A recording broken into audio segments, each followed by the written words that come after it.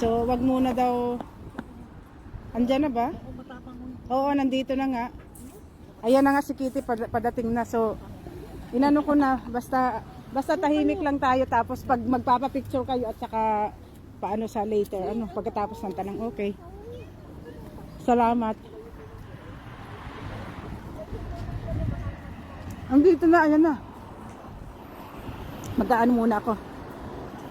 Magbibideo muna ako ng parating niya. Kasi ako'y mag-aano. Ayan na nga siya eh.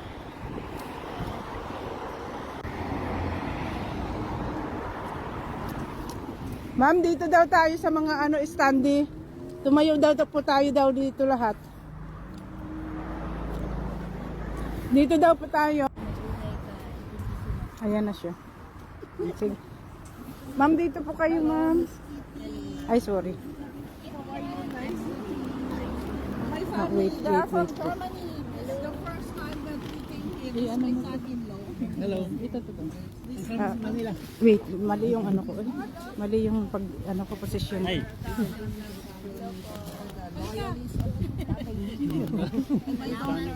Against the lights. Against the light ang ano ko. Hindi, mag-interview muna ako kayo. Okay. Pakisip ko na po. First time. Okay. Against the light siya din. Tanong. Talagang, ano, kumusta? So, pwede mo bang ibahagi kung kumusta yung pagbisita mo ngayon kay Tatay Dito? I think today was better. Also longer since I arrived before the time started. I arrived around 1:15. Better in a way also because it was less emotional. I mean, always the first visit, the most emotional talaga. So, today was good. Today was more lively. There was lots of talks. Mostly about family, but he did ask news about the Philippines, of course, and Davao. I updated him with some of the important news, and as usual, knowing him, he gave his opinions, he gave his thoughts about it, and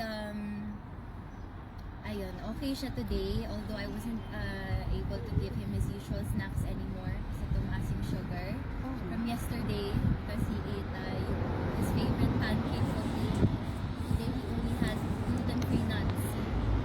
So sabi ko, that's the only thing I can give you because we cannot risk spiking your sugar.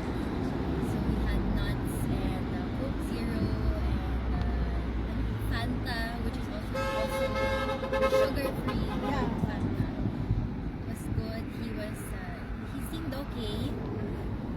Obviously not in the best state, but he is strong as usual, and we ended the meeting with a prayer. So, ano ga? So, may kaalaman ka ba na may celebration sa loob ng ICC? Ngayong I do not know of any specific celebrations, but I was just told that the detainees inside. Excuse So, alam ni Tatay Dito na wala kayong dalaw ng 25. He just learned of it a while ago. Honestly, he was quite disappointed. Talagang parang lumubog yung mukha niya when I told him that we couldn't visit on the days mismo, which are it's Christmas and the New Year. But I did tell him that siguro 24 ng gabi, I'll just wait for him there and shout or something. Ibanan ka na mo. Okay. But yeah, I told him that we're close. We're just close. We're outside.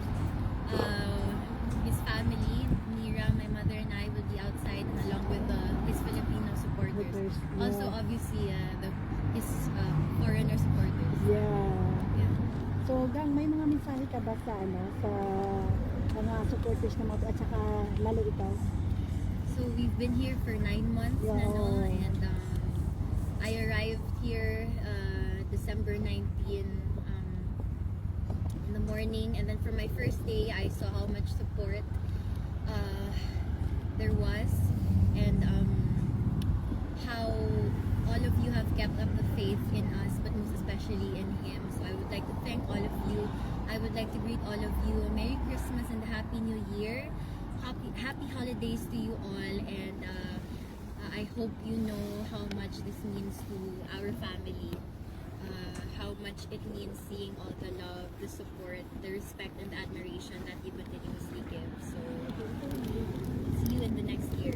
Thank you, Gang. Bye. Thank you. Sige, pa-picture na kayo sa dito. Ang mga baguhan, pa-picture na. Mga baguhan, pa-picture.